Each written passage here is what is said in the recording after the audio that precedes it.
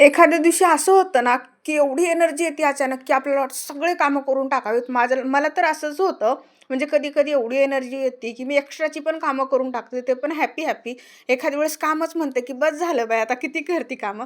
माझं असंच झालं होतं. आज संडे होता आणि आता उद्या होळी आहे, म्हणून मी सगळे कामं करत होते. सर्वप्रथम सर्वांना हॅपी होळी. आमच्या इथं होळीची तयारी वगैरे सुरू झाली आहे. तुमच्या इकडे झाली आहे का? तसं तुम्ही होळीमध्ये काय-काय स्पेशल करता? मी तर तेवढं काही स्पेशल करत नाही, कारण मी तेलंगणामध्ये तुम्हाला माहिती आहे आणि मला त्यांच्या एवढं बोलता पण येत नाही आणि त्यांच्या परंपरा वगैरे तेवढं येत नाही मला, तेवढं काही जमत नाही. पण माझ्याने जेवढं होईल तेवढं मी महाराष्ट्राच्या पद्धतीनं सेलिब्रेट करते. आता मी काय-काय करते ते तुम्हाला दाखवेलच आणि सांगेलच.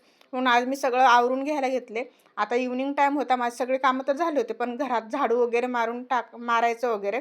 तसं घरात तेवढा काही कचरा नव्हता, पण पायाची धूळ वगैरे राहती आणि पसारा कितीही जागच्या जागी ठेवला तरी थोडा-थोडा पसारा इकडं-तिकडं होतच असतो आणि त्यातल्या त्यात ते घरी असले, की ते एकही वस्तू जागेवर वगैरे ठेवत नाहीत. तशी तुमची होळीची तयारी कशी चालू आहे हे कमेंटमध्ये नक्की सांगा.